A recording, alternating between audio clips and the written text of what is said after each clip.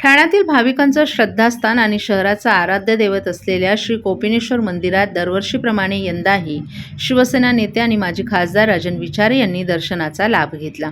यावेळी त्यांनी आपल्या पत्नीसह महादेवाची विधिवत पूजा करून आरती केली।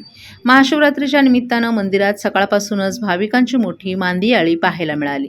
परंपरेचं जतन करत राजन विचारे यांनी मंदिरात उपस्थित राहून ठाणेकरांच्या सुख समृद्धीसाठी प्रार्थना केली।